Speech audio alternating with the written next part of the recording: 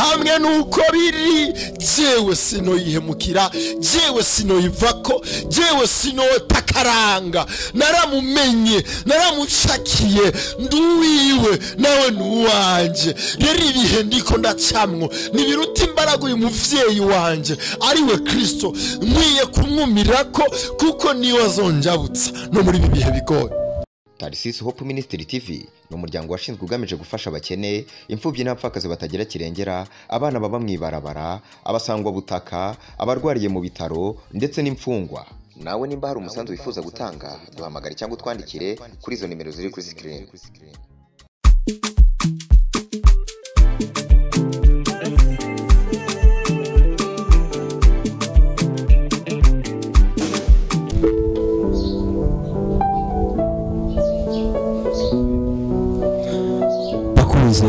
Tarsis Hope Ministry TV turabamukije aho muherereye hose, haba muri Amerika, muri Europe, muri Aziya ndetse n'ahandi wacu muri Afrika. Turabamukije ubu duhagaze mu gihugu cyacu cy'u Burundi, hano i Bujumbura muri commune Ntahangwa, zone Kinama, quartier Gitega. Nkuko musanzwe mumenyereye kuri mikoro ya mbere muri kumwe na Bisman Bienvenue benshi bazi ku izina rya Tony. Kuno munsi tukaba twagendewe n'umushitsi ari wowe uyu nyene mubona hano hambavu yanje. Reka nawe yidondora akazina kiwe aheza avuga naho yajava. Kaze mushitsi. Murakoze cyane. Ku mazina yanje nitwa Cedric Murindangabo.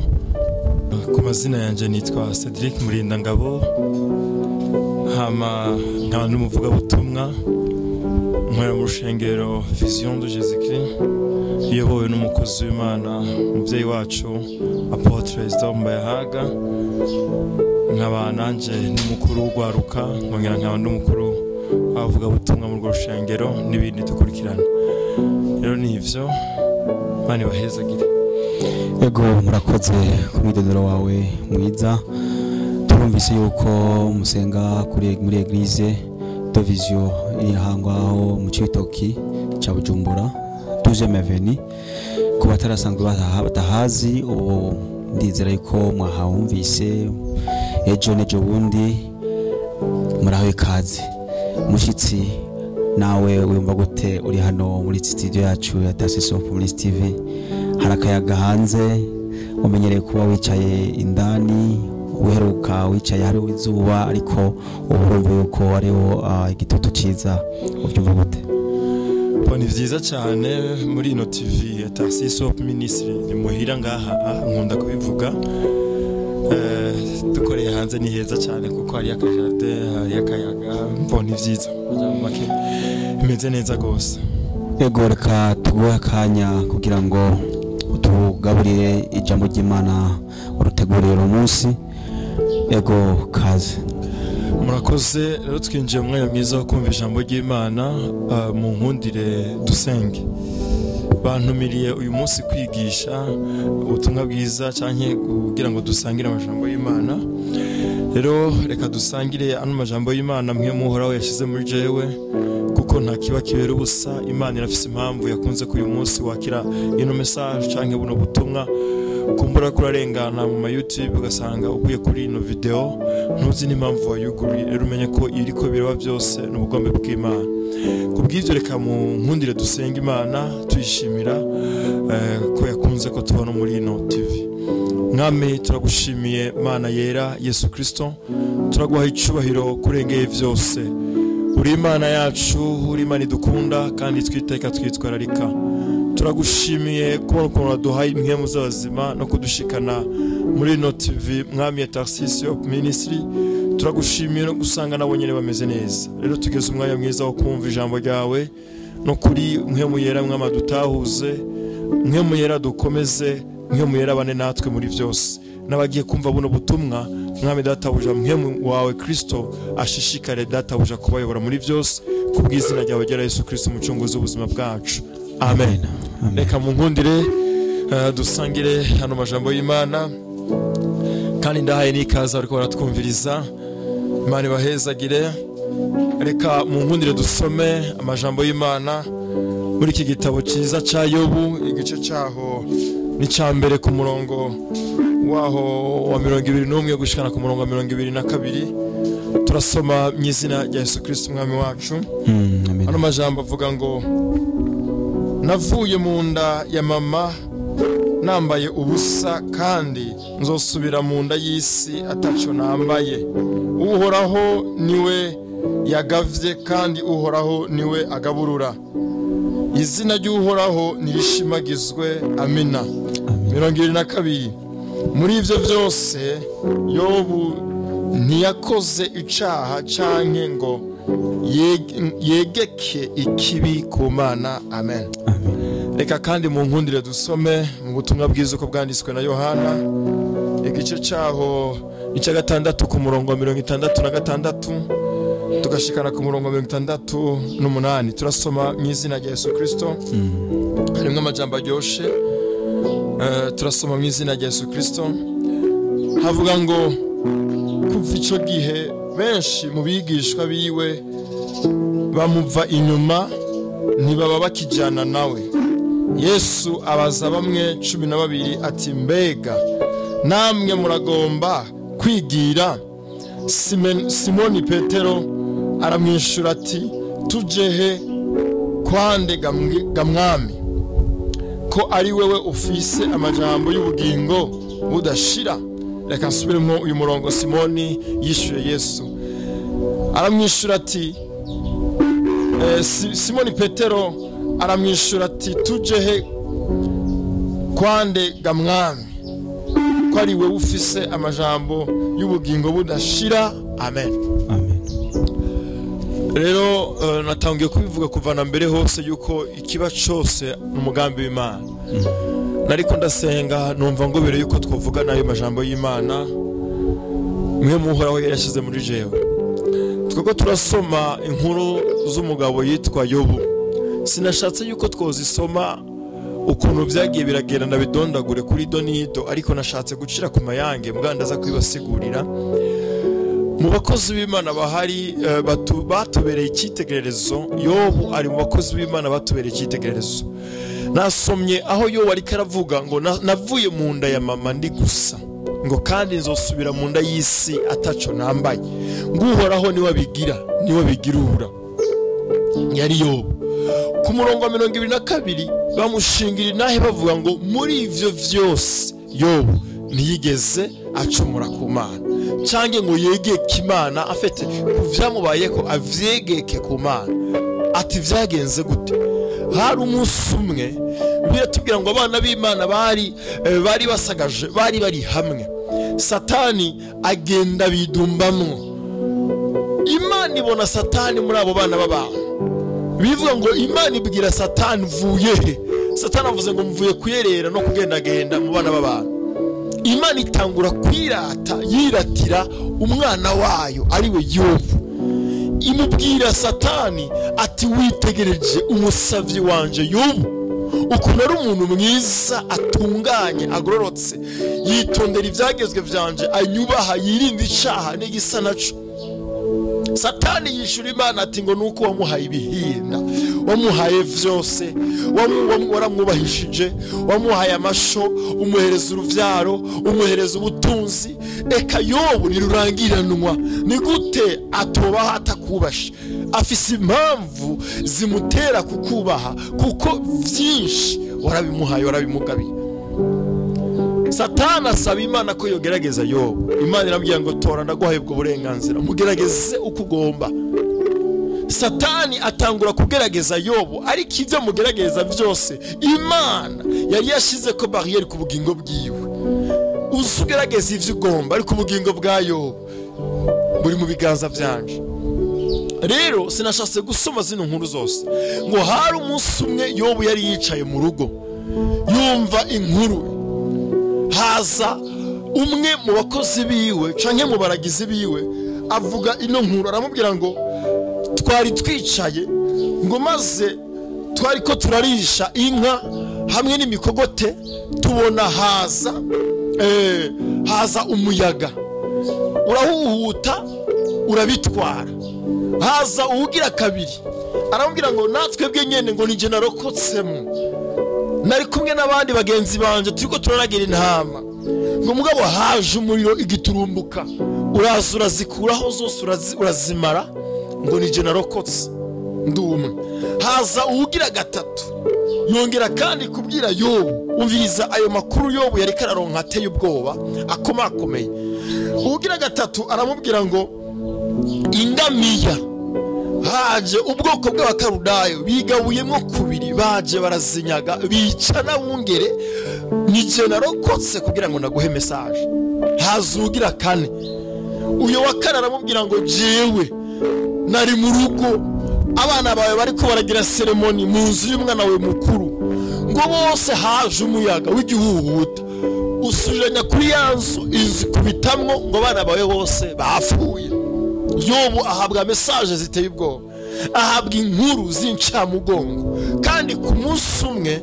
inkuru mbi arazihabwa ziramuvunagura ariko hejuru yuko yahawe inkuru mbi hejuru yuko yahawe message idahimbaye ubugingo bwiwe Yobu yarahagaze niyo mpamvu nasomye kuri iyi verse ya 21-22 arahagarara aravuga ngo ibi vyose naje mwisi atavyo mfise ati navuye mu nda ya mama ndi gusa ngo nzova muri iyi si ataco mfise nzoyisubiramwo ataco mfise bana b'Imana icigwa kiri muri iyi nyigisho ya Yobu ni cigwa kimeze gutya Yobu muvyo yagerageje vyose ivyamugerageje vyose intambara yahuye nazo ama message mabi canke inkuru mbi yagiye araronka canke uwo munsi vyari vyamushikiriye vyari ibintu bitoshobora uwari we wese kuresista kuvyihanganira vyari ibintu biteye ubwoba vyari ibintu vy'agahinda vyari ibintu vy'umubabaro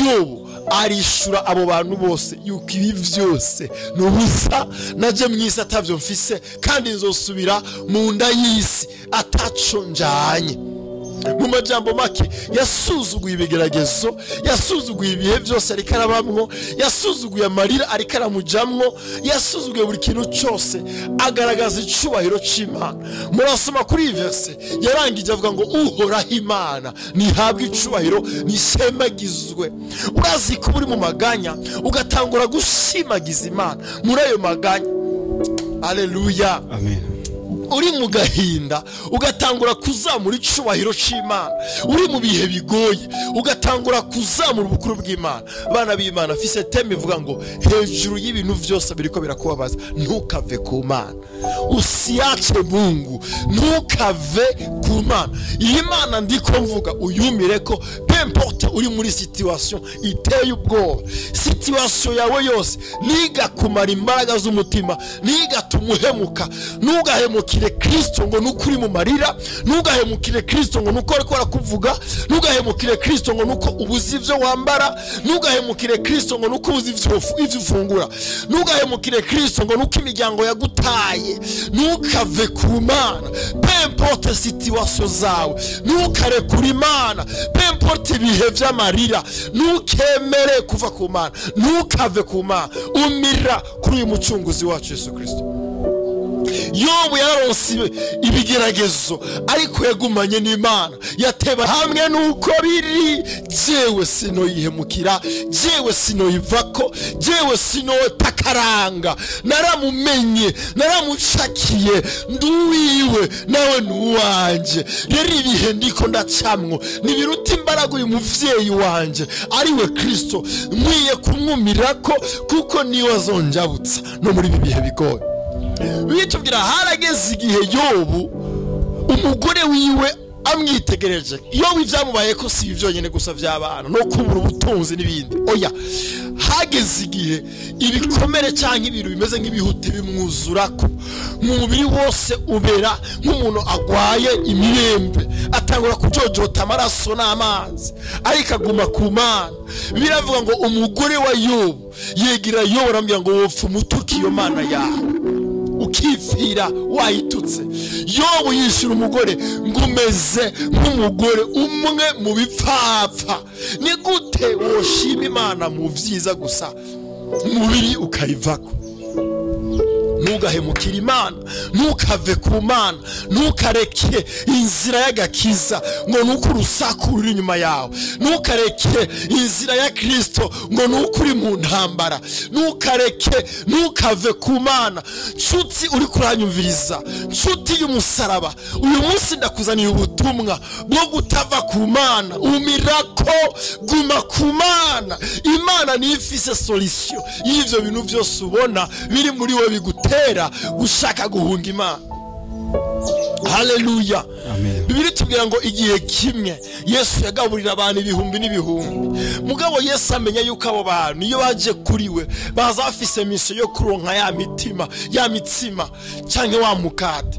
Igihe kimwe Yesu abwira abigishwa, arabwira ngo umviza, ngo namwe mugomba kumva ko kuko babandi bari bagengejwe no kurondera ya mikate ya Yesu. Igihe kimwe Yesu ntiyayibahaye, rero batangura kumuvako, batangura kuva kuri Kristo kuko ivyo bamushakako ntabwo bariko barabironka. Rero Yesu abwira abigishwa bamwe 12, arabwira ngo namwebwe mugomba kumva ko mugomba kugenda, mugomba kwigira mu nsige.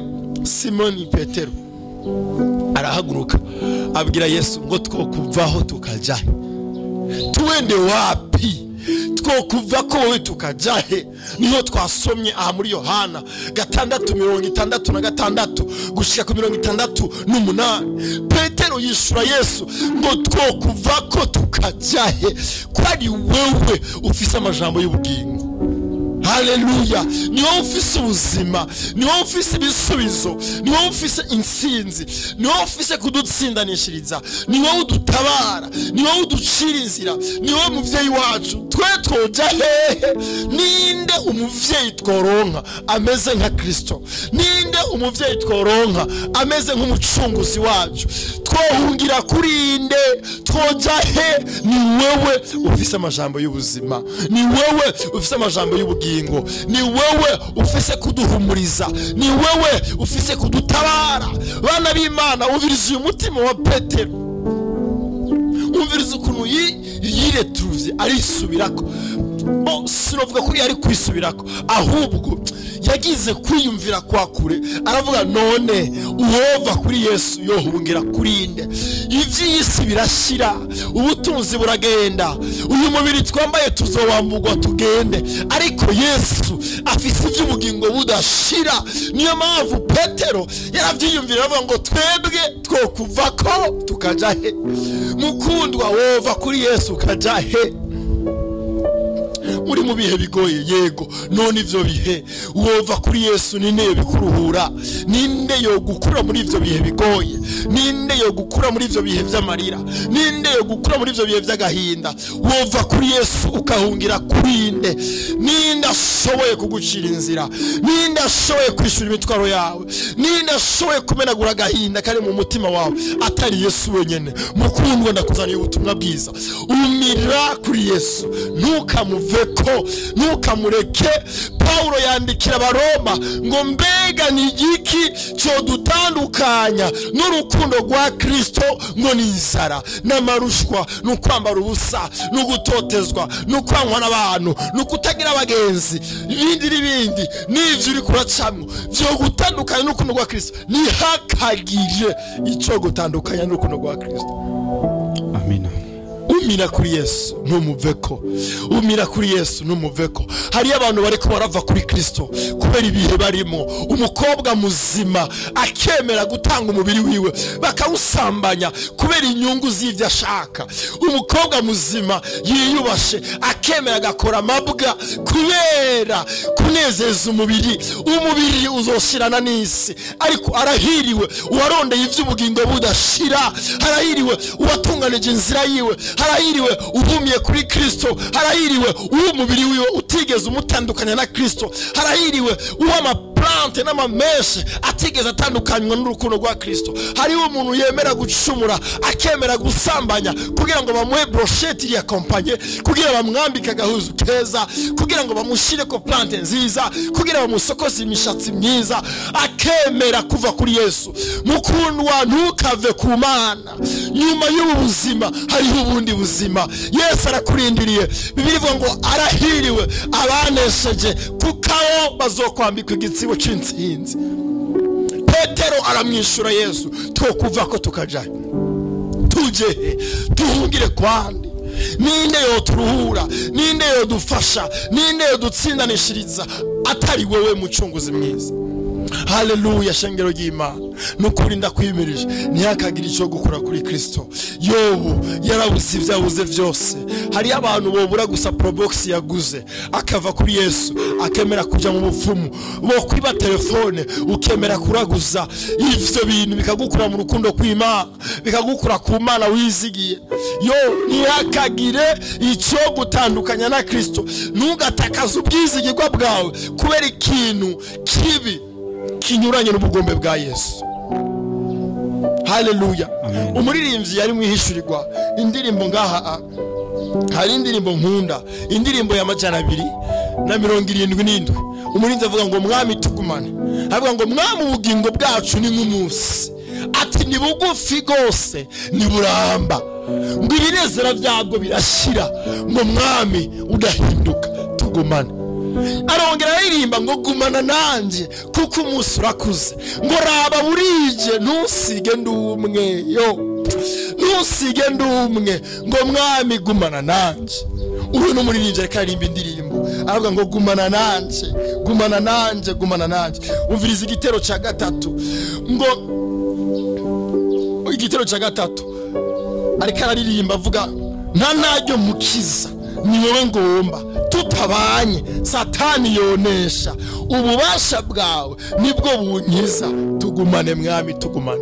Uyu muririmbyi arongera kandi aririmba ngo umpoze hafi, umpoze hafi na mwasi notinya, ngo kandi amarushwa niyo mbabaza, ngo kuko Yesu ngo warakuyeho uruboyi rw'urupfu, tugumane mwami tugumane. Arongera ariko ararangiza araririmba ati ngo mwami no ku munsi nzocikanako, ngo nzobona ubwiza bwawe mwijuru. Haleluya. Umviriza uyu mwami arongera aririmba avuga ngo no mu rupfu mwami tugumane, tugumane. Wowe ushaka kumuvako uje kwande, ushaka kumuvako ugende kwa, gumana na Yesu. Yesu afise kugushoboza ivyakunaniye. Gumana na Yesu afise kugucira inzira, amarira, amarushwa y'intambara. Umuririmbyi aravuga ngo no mu rupfu mwami tugumane, no mu vyago mwami tugumane, ngo ntaryo mukiza ni wowe ngomba, ngo utabanye nanje satani yonesha, ariko ububasha bwawe nibwo bunkiza. Yaratahuye yuko twe tudashoboye ariko dushobozwa byose na Yesu aduha inkomezi. Iyo ndi kumwe na Yesu ndi majorite, nashoboye kunesha, kuko si jewe ndiko ndanesha, ikiri muri jewe kinshoboza kunesha ivyi imibiri yacu ikunda. Haleluya. Yesu ashimye cyane. Ntukave ku Mana, ntugahemukire Imana, ntukayireke, ntihakagira icyo gukura kuri Kristo. Yobu yarabuze ibyo abuze, ntiyavuye kuri Kristo. Reka ndabatera inkuru nziza, amaze kubura byose Imana yaramushumbishije, yaramusubije byose. Bwa butunzi araburonka, uruvyaro araruronka, za ndogoba, za ntama, ya mikogote, bya bintu byose yari yarabuze byose. Kumva zo kuri yagumanye confiance ku Mana, yazigamye ubyizigirwa byiwe, yazigamye yagumanye n'Imana muri souffrance yagiye aracamo, yabandanije agendana n'Imana mu bihe bigoye, yabandanije afatana n'Imana, ntiyasize Yesu, ntiyamutaye, yagumanye nawe. Wowe ibihe bibi ko uri kurapanga inzu ikirakuranira kuriya, ukumva uko ushobora kuba indaya, ukemera kuba indaya kugira ngo urondere amahera y'inzu. Yesu ntabura uko abigenza, afise uko abigenza bikemera. Niyo buri ukuntu yo gucira inzira. Ninde yari kumenya yuko Eliya yari kugaburirwa n'igikoko munsi y'igiti cy'umuroteri? Ninde yari kubimenya yuko igikoko cozana umutsima kikazana ifi, Eliya agafungura akabandanya urugendo? Yesu ntabura uko abigenza. Yesu yaciye inzira abisirayeli baja buka ikiyaga gitukura, abagaburira mu bugaragwa, manu ziramanuka. Yesu niyo buri uko abigenza. Ntukave kuri Yesu, ntukamuveko, ntukamuhemukire, ntukamuveko. Hunga ivyo byose bigomba kugukura muri Kristo. Yesu ugumane nawe. Haleluya. Amen. Ugumane na Yesu. Ni benshi bavuye kuri Yesu muri iki gihe bariko bararira, ni benshi bavuye kuri Yesu muri iki gihe bari mu maboro.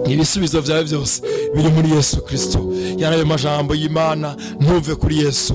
Yesu aragukunda, Yesu aragukeneye. Ntihakagira ibihe bibi byo gutandukanya na Yesu. Ibihe byose uri kuracamwo umira kuri Yesu. Yesu atekeye ibisubizo byose ukeneye. Murakoze, mwari muri kumwe na Cedric Murindangabo. Nongeye gushimira ino TV ya Tarsis Hope Ministry. Mwarakoze kandi twamatubashimira ukuntu mwamudutumira mukatwiyumvirako. Imana ibahezagire. Ku bantu bifuza kuturondera dukoresha ino nimero 79 154 155 ni nayo ya WhatsApp. Imana ibagirire neza kandi ibakomeze muri byose. Muhezagirwe. Murakoze. Yego, murakoze cyane kutugaburira ijambo ry'Imana nk'iri. Uratwigishije tubwira yuko uwamenye Imana ntasubira inyuma, ahubwo ashishikare muri muhemu yera. Reka tugushimire kandi ukungene washoboye gushika hano iwacu muri Tarsis Hope Ministry TV, ukaba utugaburiye ubutumwa bwiza bwumvise abantu, ubutumwa bwiza bwakurikiranye abantu benshi, ndetse n'abariko bakurikirana buno butumwa bwawe nk'uko bivuze. Inimero zawe kazitanga, hari benshi bashishikara kurondera, bazokurondera baciye kuri nomero ya telefone yawe, kuko benshi bandika amakomantere ariko komantere zabo zikabura ukungene bakuronka. Tukatanga adresse ya ku rusengero wawe aho musengera, ariko kuri no munsi murakoze kuduha nimero ya telefone yawe kugira ngo no uriko akurikirana bino jambo ry'Imana ugaburiye abakunzi ba Tarsis Hope Ministry TV. Nabo twabasaba ko boshishikara babo kwiragiza ku isi hose, kuko hari like na partage kugira ngo bashishikare bumviriza ubutumwa bw'uyu mushitsi wacu Murindangabo Cedric aje ava kuri Eglise de Vision yaho mu Cibitoke i Bujumbura. Urakoze mushitsi, nawe turagushimiye hano iwacu muri Tarsis Hope Ministry TV. Turashimiye na bakunzi ba Tarsis Hope Ministry TV kubona bashishikara badukurikirana kuri channel yacu. Muhezagirwe, Imana ibongere imigisha. Murakoze. Tarsis Hope Ministry TV ni umuryango washinzwe ugamije gufasha abakene, imfubyi n'abapfakazi batagira kirengera, abana baba mwibarabara, abasangwa butaka, abarwariye mu bitaro ndetse n'imfungwa. Nawe nimba hari umusanzu wifuza gutanga, duhamagare cyangwa utwandikire kuri izo nimero ziri kuri screen.